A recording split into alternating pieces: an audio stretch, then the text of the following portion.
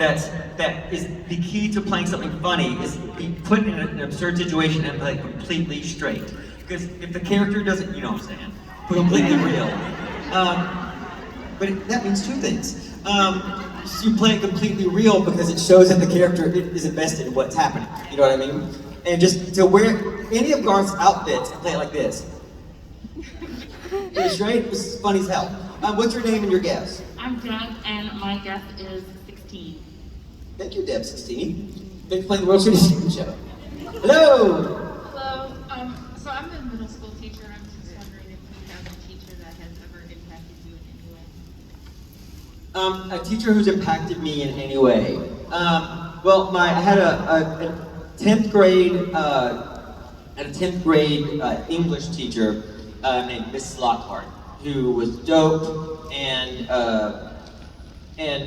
showed up to my plays and really sort of went the extra mile. And I grew up in a place where, you know, like there was like 7,000 people in my town. It's a factory town. It's on the interstate. That's what it has going for it. So she encouraged me to do theater and came to my plays, and she founded a drama club. We didn't have one. We certainly didn't have classes.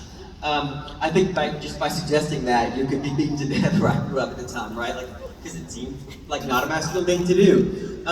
But speaking of which, when they asked me, they're like, "Do you tap dance?" And I'm like, "I grew up gay in the South. I would not have survived if I could tap dance." The answer is in the fact that I'm still standing in front of you and breathing. But she was awesome and encouraged me and told me that there were things out there that I could leave and go do something other than what was put before me. So and I'll always remember her for that. And then I had this really crappy teacher named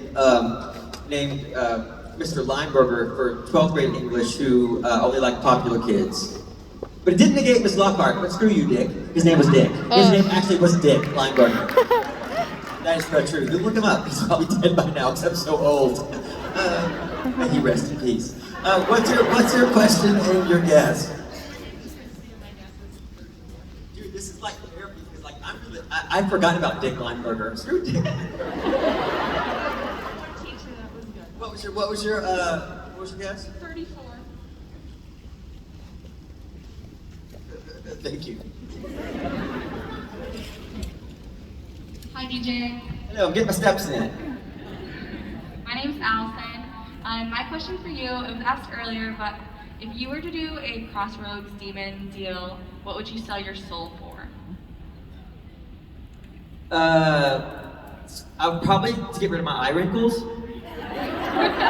No, what would I sell my soul for? Dude, I don't know. That's a pretty big price, right? You could answer as your character if that makes it easy. Garth would never sell his soul. He's the most purest man. As me, can I sell your soul for half of what I want? I would sell my soul. You know what? I would sell my soul probably to, you know those movies where if one person dies, humanity gets saved? I would sell my soul if I could live to 95 and live a full life, and then probably not want to even an afterlife because old people are. I know I'm going to be a cranky 95-year-old. I would probably just want the curtains to close and to walk out, right? But if I could end suffering, I would have to live to 95. So ask whoever is buying my soul if those are the terms and send me a contract. What is your name? Well, I know your name, Allison. What's your guess? 71. Okay. Oh, by the way, this is the other part of the game I forgot to tell you about. If you call a duplicate number, something we call, I won't know it. So if somebody calls out your duplicate number, you have to stand up and do this. That's my number. Okay. I want to make sure you can do it. Okay. My name is DJ, and I guess 9. Okay, you got it. Oh, thank you. Are you Allison 71? Okay, I got you. Making sure. Hey, I'm Holly. Also, first, in relation to your Dick teacher story, the guy who substitute taught at my middle school all the time was Dick Seaman. No. When I was at Blockbuster, there was a Richard Head there, and I couldn't help it. And he insisted on paying with an American Express card, which we couldn't even run through the machine. We had to do that. So it took 15 minutes, and I had to stare at Dickhead for 15 minutes. Not too Dick Seaman and then be like, also, I would like to substitute teach middle school because those kids are great. They're really nice. In Those are related, bastards. in related news, I'm a middle And if school your name, teacher. here's the thing, if your name is Dick Seaman and you want to be a teacher, you are clearly, there's something wrong with you. Because, yeah, exactly. You have some punishment issues. So I'm an English teacher, shockingly, that happily not named Dick Seaman. Also, my student, I had a student who was like you were for your teacher, and I adopted her. So. Oh, nice. She's my See, the third world is a kid. good place. But what's your favorite book? Oh, The Fountainhead. The Fountainhead by far. Oh, you know what? The Fountainhead and East of Eden are a hard time. And you have to read both those books and don't watch the movies. I was 100% not expecting you from Liz. So Oh, they're so good. The Fountainhead is it's poetry. It's 700 pages long, so be prepared. But the thing is, unlike a bunch of books that have like doldrums, like dead spots in it, The Fountainhead, you don't have to read through anything. Well, maybe there's like 50 pages, which aren't the best. But like you know how like in Victorian times people got paid by the word, so that's why everything was so verbose. Like you're reading. I mean, I love Dickens, but like it's a bit of a chore. Jane Eyre is a bit of a chore because you're reading because they're getting paid. Like I don't know, 4 shillings a word. I don't even know what they're Dick doing. is like 3/4 of the way through and then shit. Yeah, but those books are both beautiful and they're poetry, and clearly the people that wrote them were tortured. And it's always good if you feel tortured, or even if you don't feel tortured, but you know somebody who is tortured and have some insight into that. And the thing is, what we're all seeking in this whole journey is to love and be loved, but also to have so you can point at somebody else and be like, you understand this, and then you need to put it to bed and get on with your life, right? Walk around and get measured by misery. But both those books, I was like, these people understand me. Okay, actually once I told my sister, who's like 16 years younger than me, I was like, I feel like nobody understands me. I was like, or maybe it's everybody understands me. And I'm like, both. So what's your name? Holly and 48. Okay, gotcha. Thank you, that was a good question. I'm a bookish spinster after all. I love books. Hello. So you saying that actually like goes with what my question was going to be, which is just, what's your favorite book? Those are my favorite books, The Fountainhead, and here's the thing. So, my favorite crappy books though, so when I was sick, I had cancer when I was a little boy, right? So, and my dad, it was before the internet, don't do any math on that, it was before the internet. So like, I had to be in the hospital for a very long time, so my dad went to a yard sale and bought me a bunch of books, and one of those books was Flowers in the Attic by B.C. Andrews. You know this book? It's about a bunch of kids whose mother puts them in an attic to hide their birth because their parents were her and her brother. Anyway, I loved it, so I made my dad buy me the whole series, and then I moved on to the Heavenly Saga, and I stand behind those choices. They probably messed me up in a profound way, but if you want to mess your kids up, buy them Flowers in the Attic. DJ Qualls, 2022. Is that your question? Yeah. All right, perfect. What's your name and your guess? My name is Sherilyn, and my guess is 105. Thank you. Hi. What time do we start this? Oh, so I have 20 more minutes? Perfect. So, I'm gonna give 2 prizes away today. So 2 people are gonna get crappy things.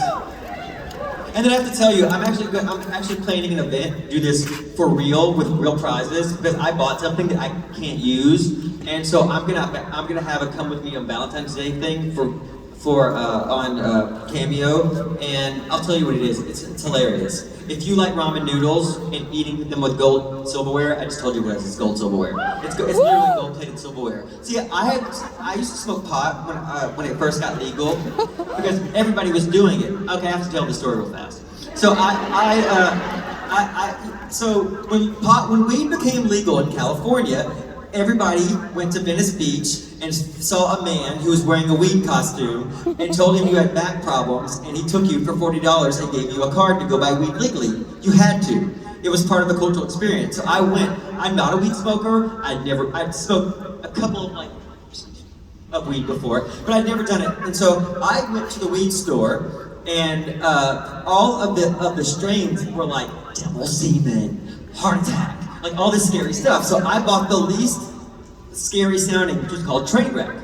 So I bought some Trainwreck and went home and went and got some rolling papers from my corner market. I don't know how to roll a joint. It was like an envelope, and so like I kept trying to light it, and I was getting like these little wasp breaths, right? But so I wasted a bunch of weed, I thought. About 30 minutes later, I'm high out of my brain, right? And I get scared. And so I go on the internet, and I'm like, what do you do if you oversmoke? And all of them say, don't call an ambulance, you're not gonna die, all that stuff. But one site said, do something that's not challenging. And so I turned on PBS to calm myself down. And they're playing this documentary about Mary Pickford, who's the world's first movie star, right? She, like, you know, silent pictures. Imagine, we don't know somebody this famous because for the first time in our history as a species, you could be in Shanghai, China, and in Toledo, Ohio, and see the same thing at the same time, right? So, and there was only like 10 people doing it. So Mary Pickford was Madonna times 1,000, like Meryl Streep times 4,000, right? Anyway, so I'm watching this documentary about Mary Pickford, the world's first movie star. And I'm like halfway through it, and I start predicting stuff that's going to happen to her. And I'm like, man, I am high. And so I'm like, wait, how do I know this? And I'm like, and she's going to get on a boat with her new husband and go to England. And she did. And I'm like, I'm scared, I'm alone. It's like 11:30 at night too, there's nobody to call, right? And so I'm like, how do I know this stuff? And I'm like, well, maybe I'm Mary Pickford reincarnated. I was like, she feels unappreciated, I feel unappreciated. And I start getting to this place, right? And I'm like, God. So I went on the internet. I'm like, you're tripping. I was like, what year she died? She died the same year that I was born. And so I'm like, I'm Mary Pickford, right? And so I'm like, calm down. And then I get to the end of it, and like 15 minutes left in it, and I was like, if her husband hands her an honorary Oscar in her living room when she's 80, I'm gonna lose my shit. He did, and I did. I called my buddy John crying, I'm Mary Pickford, call me back. No word of a lie, he played it for me. And so, I went up taking a bunch of Tylenol PM and passing out. The next morning I wake up and I have like 10 voicemails from people like this. Hey, it's John, what's going on over there? Are you okay? And so I was like, can weed make you hallucinate? No, it can't. But then I was like, maybe I did though. And I looked on the listings the night before, and I was like, maybe just to make sure it played, that I really had that experience, and I really was in fact Mary Pickford reincarnated. And they had played it, but sometimes at the end of the night on PBS, they run out of programs. They play the same thing twice. I was so high, I sat through it the whole first time, and in the middle of the second time I did this. I know this, because I just seen it. What do you know about this? That must have been on my mind. What was your question? My name's Penelope. I'm 12 years old. Oh, the question was say no to drugs. That was the point. So my question is, if you could be any monster in Supernatural, what would you be? I would be a vampire, because I would be in scenes with Ty Olsson. Don't do drugs. I was telling that for a reason. Somebody asked me something. Did somebody ask me a question and leave?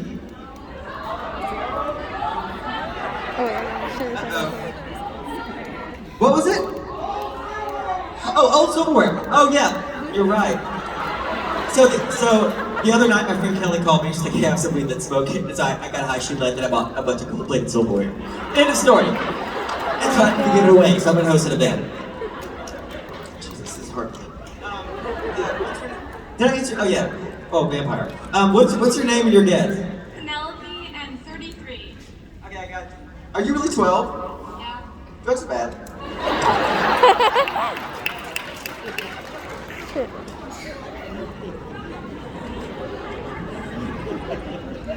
I think I got out of that one.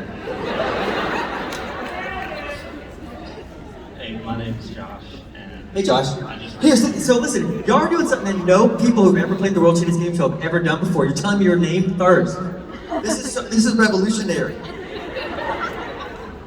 I'm if I can get a fist bump real quick. Of course. Somebody from creation is calling you to rappel down from the roof and tackle us. Fist bump. Hey, buddy, you get a guess. Here's the thing. You are the only person I can do that to because I practically got my arm put behind my back and put onto the floor because I hit hugged somebody in New Orleans.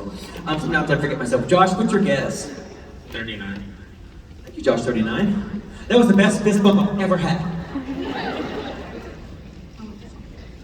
Good evening, my name is Andrea, and I was wondering if I could see the face from the new guy. Let me tell you about that. It never works in person. So years ago, I was doing a USO tour and I went to Walter Reed.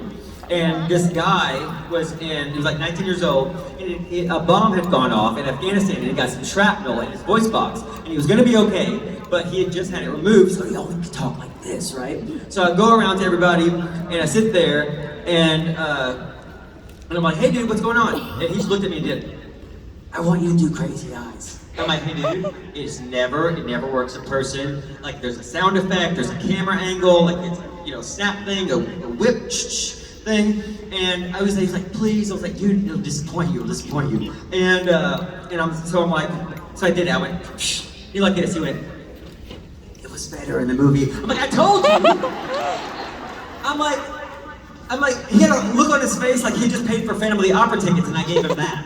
You know what I mean? And so it never works out. So that's as much as you're gonna get. It doesn't work. It takes away the magic. So the next time you see the movie, you'll be like, that guy can't act for shit. What's your question and your name and your guess? Andrea in 75. Thank you, Andrea 75. Gotcha. Oh shit, I'm so nervous. I'm sorry, guys. I guess I can say that too. So, I actually met you, talked to you yesterday. Yeah, I remember you. I'm pretty Yeah, you're the only person that has that haircut. And that's not a bad thing, it's distinctive. If you guys want to remember you, get hair that I can remember. This is my first con, everybody. Woo, Welcome to the club. It's a wonderful club. I've had such an amazing time. And you were so sweet to me yesterday. Oh my gosh, you made my day. I love you so much. Thank you so much. I really don't have a question. Okay. I feel like we know you guys so very well, character-wise and other. Mhm. You don't really know us. So, Hey, tell me some stuff. I was gonna say you can ask me whatever you want. Here's the thing. I don't know what's line crossing anymore because I've been alone in my I house have no shame before we. and I don't care. Geez, this is hard. Wow, this is what I do to y'all. I'm never playing this game again. You said it was the shittiest game. It is the shittiest game show. Let me think. So just Supernatural. Are you Team Jared or Team Jensen? Oh, yeah, Sam or Dean. It's hard for me because I've seen them both naked and crying in my bathroom. I got Team Dark number 1, and then Jensen, and then Jared. See, here's the thing. It's interesting you say that. So we have so much in comics. I'm Garth number 1 too, and then Jensen and Jared. So here's the thing. So I have better on-screen chemistry with Jensen, and in real life, Jared and I like Jensen a lot. And this is in no means please don't make this thing on the internet where I say I don't like Jensen. But Jared and I are natural hang buddies, right? Like I showed in my local bar, which is called the Moose in Vancouver. And we had a great night there. And when he left, all my friends were like, I really like that guy. I'm like, yeah, he's really dope. What's your name and your guess? Oh, I know. Do you remember? No, what's your name? Angela. I said you could call me Angie or anything you wanted. So. 75 beside. No, that is. And I'm gonna go there. I'm guessing number 69. There's one in every crowd. Hey. Thank you. Love you back. I heard that. Hi, my name is Tori, and my question was, what was your first celebrity crush? Ooh. You know what? I actually talked to somebody about this earlier. I mean, not long ago. It was, I had a tie. I had a crush on Velma from Scooby-Doo and Pee Wee Herman. In his playhouse. I really did. Here's the thing. Pee Wee was a weirdo, and everybody was looking at Daphne. I'm like, who loves Velma? Well, I'll take Velma. She's very nice. And know she was the only one that could figure them out of this stuff. She was probably good at directions. And it was before the internet. What's your name and your guess? Oh, your story. My guess is 36. Okay, thank you, Tori. Oh, and I also like Natalie from Facts of Life for those same reasons. And weirdly, I like Gillian too, and Marianne. There was a lot of stuff going on with me as a child. Here's the thing, I had a black and white TV when I was in grade school, and Nick at Night played all these played Patty Duke Show, it played Gilligan's Island, The Munsters, all this stuff. So as a child, I was watching this stuff in black and white, and it was black and white, so I didn't understand the concept of reruns. So I was watching these shows like these people were my same age, or they were teenagers. And so I had a huge crush on Patty Duke, because she had this show that was in the 60s where she played identical cousins. As an adult, it's the dumbest thing you'll ever see, but as a child, I thought it was awesome because it's kids who live in New York doing adult stuff, right? And I loved it. It's that's why we love the Little Rascals, because they would drive around town in a car they made that had squirrels running for the engine and it propelled them. Kids love to see kids doing adult things. Anyway, spending money and all that stuff, not adult things. So all my dad's friends knew that I had a crush on Patty Duke, and I was probably 7. And so, and by the way, she's in her late 40s at this point, right? So they found her autobiography called Call Me Anna and gave it to me. First of all, they gave me the autobiography of somebody who was a hard drug user who had severe mental problems, 6 failed marriages, the whole thing. But they gave it to me, and I looked at it, and I remember this like it was yesterday. It is a woman who's probably 20 years older than my mother at this point. And I only know her as a 16-year-old girl. So I threw the book down, I went and buried my head into my covers and cried my eyes out. First of all, I've never had Patty Duke. And boy, I didn't know anything back then, did I? Because I wouldn't have Patty Duke for so many other reasons other than her being 47. But I remember, my dad was like, get in the bathroom and wash your face and come in here. And I looked, I drug myself to the bathroom to wash my face and looked into the mirror. And I had a corduroy bedspread, so I had corrugated grooves all down my face. Red eyes. Crushes be damned. They're all bad. Wait, what's your name? Oh wait, that wasn't a question, was it? I don't remember why I said that either.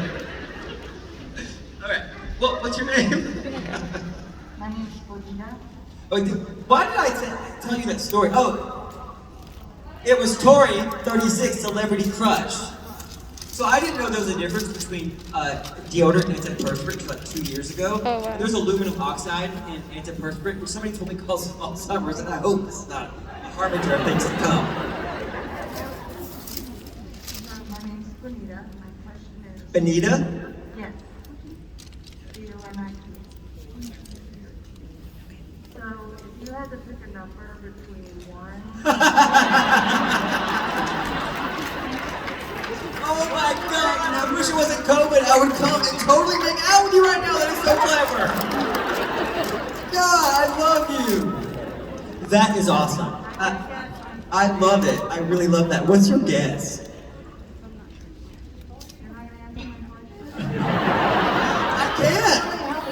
I can't. It takes the world's crappiest game show and makes it really crappy. You're you're the smartest contestant we've ever had. I love that. That's so awesome. See, here's the thing. I'm the kind of person that loves to be messed with. After each round now, and I'm going to say 127.